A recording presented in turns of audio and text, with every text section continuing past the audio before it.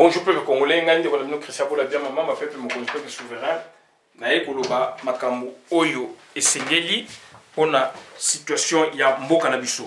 Situation oyo tozali koloba mingi bandeko na ngai ezali ko concerner mingi donc Kabila na un air spécial et puis na pillage ya RDC. Boyebi un air spécial ezali, toyebisaki bino dernièrement donc tozana 2 années. Aner oyo yali ya biso oyo bomonaka ndeko na biso donc Kalev Mutombo et puis aner oyo ezali donc aner oyo ezali ya Ruberwa et travaillaka na Rwanda donc Uganda et puis ezana ba branche nango na Congo Brazza et puis Centrafrique etc. Donc aner wana nde ezali aner moko très puissante. Aner wana ezana ba avion, aner wana ezosala donc ba rôle ya renseignement puis ya pillage ya mboka ou ezali ko accompagner pillage ya mboka. Donc pillage ya ba ressources surtout donc ba ressources to ba naturelles et puis surtout artificielles. Wana ndi aner wana ndi ezali ko sala yango makasi penza. Donc tokopesa bino exemple bokolanda. Donc tozali na sujet wana donc Hippolyte Kanambe azali président usurpateur sortant, mais c'est lui qui gouverne, c'est lui qui règne et c'est lui qui maintient encore ce système en place. Puisque ceux qui veulent ma président Moko Amala Moya qui dans le système en New Swing a balayé. Et donc, puisque Tozali, il y a des représentants de la multinationale, donc il y a des busso Tozali qui ont la multinationale, la société, il y a des filiales à travers le monde. La société misole belé donc busso ba congolais tozali ko bunda contre la société wana. Donc ya wana il faut tous la conscient tant tozali ko bunda bituma na biso tant toza masolo na biso tous la conscient et puis toi ba ko convaincre ba tout temps tozali ko kuta na bango na ba réunion na ba boye donc on s'est dit bande ko nanga to ça makambu pona elenga ko sala te. Donc bon de toutes les façons nous avons un choix où y mais du moins tous la bonne vision pour tout quand on a mboka na biso parce que situation mboka na biso ezali mboka oyo lelo ezali donc prise en otage par un groupe de bandits puisque criminalité économique est na kati criminalité à nyonso est na kati ya Congo wana donc c'est un groupe de bandits donc bango ba s'accaparer na mboka na biso et pour la ko bimisa bango donc ezali pe facilité yango les osenga ma unité bolingo boboto esengo tona na kati na biso et puis bonne vision donc yango wana toye ko sabino di kam oyo. Donc Hippolyte Kanambe a joué rôle munene, Hippolyte Kanambe a joué rôle oyo pona ke Congo fait dinda Rwanda na ba multinationale ba matalikolo. Do ba dondwa nde tolobaka. Et dans l'entretemps aner wana oya bango ezali na ba avion partout bazo sa ba pillage. Na on peut ça un exemple neti ya vente ba minerai. Ba ressources naturelles. Vente ya ba minerai, to kena ba ressources naturelles. Hippolyte Kanambe a sali que azali wana a facilité ba vente wana. Na le lenge a facilité qui mais du moins na ba statistique ndenge bimi et puis rapport ezali sur place na banque du Congo depuis que Hippolyte Kanambe a côté na mboka na biso na système wa côté ya économie de prédation il y a ba ressources naturelles et puis donc artificielles à Congo plus de 200 milliards je dis bien plus de 200 milliards de dollars et côté na banque centrale au Congo pour la vente ba minerai. Je dis bien, plus de 200 milliards de dollars et quota na banque centrale. Nous parlons de carburant, nous parlons de hydrocarbures, nous parlons de minerais, donc de ressources. Donc plus de 200 milliards, puisque le pétrole, donc et quota vraiment la recette, donc quota la comptabilité, puisque FMI na kati, Banque mondiale na kati, donc il y a tout un tas d'histoires là-dedans. Le gouvernement peut appeler ça au moins espace moko boye, il y a la liberté, d'où il y a beaucoup plus de corruption dans le secteur wana. Bon, on a bien, même dans Congo Brazza, na Gabo beaucoup ta beaucoup mona ke recette il y a pétrole et kota ka ezara flou na ba recette il y a mboka. Ezara flou na ba recette mboka puisque c'est établi comme ça. Puisque le pétrole est buloko, je ne cesse de le dire pour vraiment. Donc le pétrole est buloko oyo ezali donc Banque mondiale abi ezali sur le côté de la structure na bangwana ezali yaye fonds monétaire ba opc ba moyen donc ça dit ba société senga ba prêt ba pc bango fonds monétaire accompagner ba on a terrain etc. D'où gouvernement OEPC pré autorisation ya sous que la Banque mondiale malgré pétrole za mboka na bino puisque ba on va redéterminer fonctionnement ba structure makambo belé d'où ce qu'on appelle ça ba quantité moi pétrole où ils a des milliards de dollars au balandela appel gouvernement. Donc ça dit ça c'est bizarre, c'est conçu comme ça. D'où toujours par écoute à la recette. Bon on a bien mis budget il y a Nemoko budget il y a 5 ans dans ça la vidéo et m'appelle internet budget à Congo Kenwa Dondo ba interpeller que le quoi budget il y a côté recette à pétrole et ça est établi. So bo kepe na ba Congo Brazza au mona ezandingwana. Donc il y a ramené eza ba kabeli gouvernement mais gouvernement il fait za la sikoyo motema ya bien pour na ba chango pour le développement boka. Bon, tu est-ce qu'on a des ressources, diamants, cuivre, cobalt, etc. Plus de 200 milliards de dollars et côté dans la banque centrale. Aussitôt, côté, il police kanama bimission et Kenya dans paradis fiscaux. Mais comptabilité générale, il s'agit que Nathan il y a plus de 200 milliards de dollars à vente. Botala État Oyatiki Congo, bien qu'Aza toujours dans la zone, il a toujours à gouverner. Félix Antoine Tshilombo place sur un peu ça aventure de plus de 200 milliards de dollars et c'est vaporisé. Donc les loyaux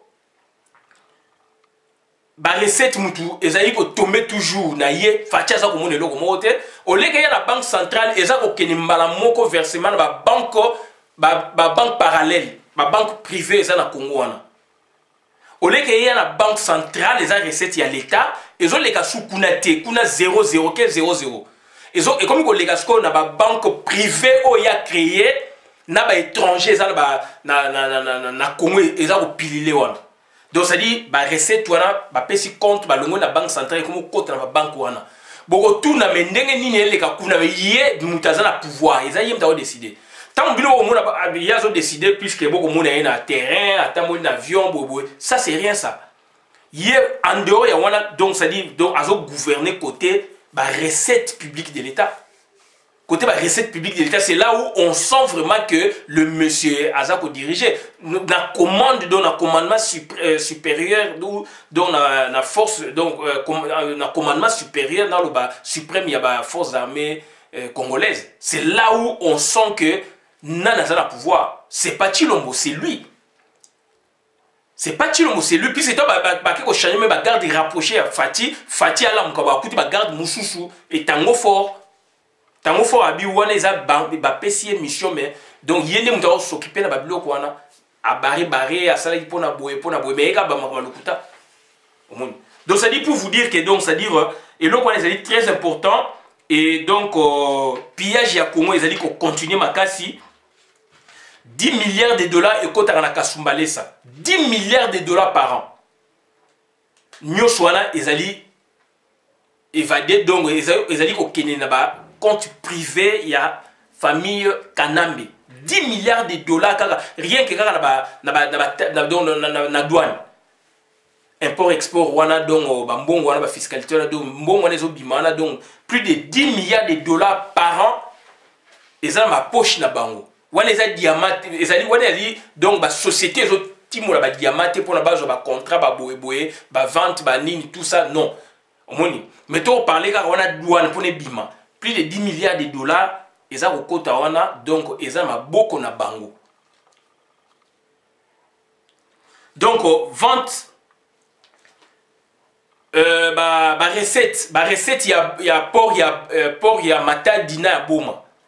Chaque jour, avion et Outaka, Rwanda, avion privé Outaka, Rwanda, et il y a recette wana ou ezokota.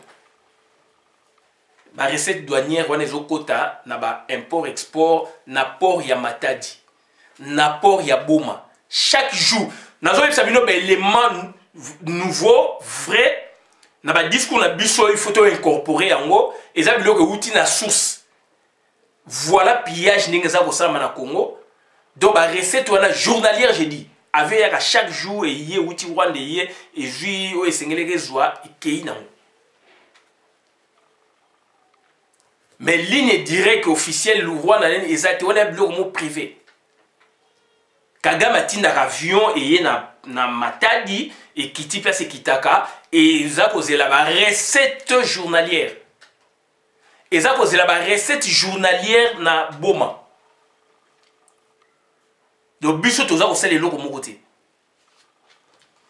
donc bandeko na ngai ezali mawa mingi et tozali ko senga na batu ba congolais soki mutu abengi yo oki asepelaka na yo surtout biso tosala ba video o asepelaka na yo alinga mona yo alinga sola na yo boyeboye kokende te ou alors soki okende bokende mibale misato puisque bazali wana mpona kopiéger bacongolais donc tozali na baaner spéciaux aner ya ruberwa na bamakambo na biso nyonso tu bazali wana baza koyoka mpona barapportaka partout biso place biso ozalaka tokoyeba bango te bamosusu bazojouer bacongolais bazojouer double G. Il y a aussi des rwandais oyo baza na morphologie na biso baza koloba mangala na biso baza koloba minoko na biso ezala matadi bazali wana na mbujimai bato wana bazali bazoloba chiluba ozokanisa ndeko na yo me azali rwandais puisque bécole mpe bima kuna basala bécole exprès ya balangue na biso pour nous dominer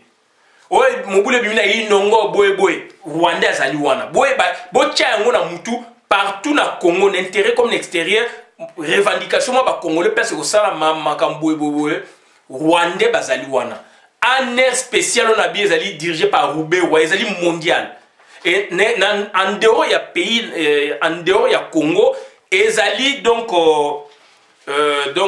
dirigé toloba non seulement l'ambassade ya biso mais l'ambassade ya ba Rwanda na ambassade na bango ya Rwanda donc batu wana baza ko dépendre na ambassade na bango ya Rwanda ya Congo le msu ba roya na batini moi congolais mo kuna mais ba maître na bango ce sont des Rwandais bango bazo traiter mbala moko na Rwanda ambassade ya Rwanda na Paris ambassade ya Rwanda na Londres ambassade ya Rwanda na Chicago ambassade ya Rwanda boyeboye na Singapour etc. so ba congolais ba sa masolo bango bazali wana bazo do baza ba rapporter ba infiltrer biso yango tozo senga na ba congolais soki ba bengi yo ke bayo basepelaka na yo bayo kaka yo olobaka bien boyeboye balingi bo solo la boyeboye évitez cela sinon bokende à deux okenda ndeko na yo be master na yo bokei bino mbale sinon il faut bo éviter puisque tokomi piéger na batu wana tokobanga bango te eloko moko kobanga na te mais du moins bazali pembeni na biso il y a des top aussi ba congolais baza ba osala bango misala donc bazali partout et ANER voilà ezali une ANER puissante une agence de renseignement puissante et ça la mission les ba moyens illimités bakendaka partout place makama Congo ezali là maintenant baza ko s'ériger en congolais et ce sont des Rwandais dirigés pilotés par Ruberwa et directement par Paul Kagame. Vidéo de ça qui lobby il y a 2 années de présidence tout ça babi et ça la table il y a Kagame donc il y a toujours connu ça Kagame donc ça dit makamo ya ça la kuna ba réunion ba ça toye biango et zo comme na biso na minute mboka les alliés ya biso les alliés ya Kagame ti naza ko s'adresser na yo Kagame mboka c'est pour nous les Congolais batu basale ba traduction oyo batu oyo ya yo o ba ba mangala basale ba traduction ba vidéo oyo et l'équipe mikolo donc oyo ya 2 années de présidence etc. toujours ba information donc quand on dit to ebi ke aner moko spécial les na kata Congo bo créer biloko depuis longtemps tu as découvert mon sikoyo 2 années de présidence yango e créé sikoyo bo créer biloko double et Jeannette Kanambe donc azali flic donc azali commando bien formé parmi ba congolais kuna oyo ba omona inde kuna bango alors c'est une étrangère tina parlement nga azali donc azali ko jouer rôle ya flic et binum toujours que vous n'avez pas ce rôle mo boye soki autorité soki nani boye donc voilà donc vous avez pris na propre piège na binomoko c'est une femme militaire formée Jeannette Kanambe Bazali Beliona mais si vous avez Jeannette Kanambe Bazali bien formée c'est une militaire une femme bien formée militairement policièrement militairement donc ça azo jouer ba rôle belé moi si wana de bo mona wana donc ba ndeko ngai esengeli to za mayele donc voilà masolo to ngai to bino ya wana donc ba ndeko ngai numéro inconnu et mutuana te évitez-le abengiso quelque part na restaurant na place boyebo kutana oyebi évitez-le. Puisque bato baza kolanda biso de près, ba kolanda ba formation na biso de près et sengel aussi biso mo aussi to mi batela. So abengio ozana 2-3 personnes bokende sur place mais oyebi mutu wana te abengio ndeko nanga pe ata vous-même nde tolobaka. Mutu oyebi eta bengio mais kokende pete. Ata ko peso ba milliard ali ba milliard na ye. Donc ba teki biloko na biso ba mbongo na biso za kokende boye dans l'entretien na Congo eloko ikelevé. Félix Antoine Tshilombo azali wa dongo akoki ko relever défi te. Donc biso siko il faut biso nde tozali boye na la muka na ba congolais biso nde il faut to relever défi. Pour la to sauver mboka na biso. Pour ça to le bito landa Tshilombo na ba je ya sali wana abomi mboka ateki mboka donc voilà so le bito landa biso mboka ekei. Puisque Ninga Zali wana donc azali prise en otage. Prise en otage, loko ya lingaki oya kanisa ko ba solaki na Teresa Bongote. Et ba tchelie sous Jida Iscariote na kati na ye ba tche mutu na kati na ye a rapportaka makamunyo sezole kana na clique na ye na gouvernance na ye etc. Bino la caméra mais caméra était caméra bail bino ndeko avec autant de milliers de dollars et zali donc aux diversions. Tu vois ça qui bino. Pas même que Congolais n'a bloqué en démoina. Et zali diversion. Bien que moi sur la CP mais zali diversion et moi sur la mission au Seigneur ba pesaye.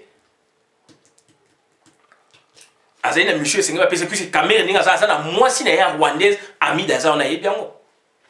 Ndenge moko na donc Olive Lembe ayebi yango yena Hippolyte Kana ba pese mission pour balakisa ba congolais que wana nde mobile nanga mais yena Hippolyte Kana baza vraiment moi c'est mobilité.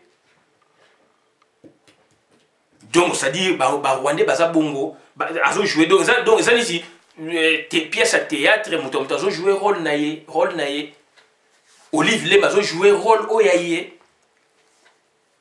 Azali donc femme moko ba wana donc ba présenter bino moi si nae ba zalaka nae vraiment makam nae ma mingi ya ba ngote bien qu'avant na kinga kati na yebisa bino azala moi si nae ya rwandaise donc ba jouer biloko 2 ami d'appareil donc caméra azana moi si nae ami est-ce que ya qui pour ba pesa ye mission et ba ko pesa ka ye mission yango to lobaki yango présidence va créer les bino 2, ANER va créer les bino 2.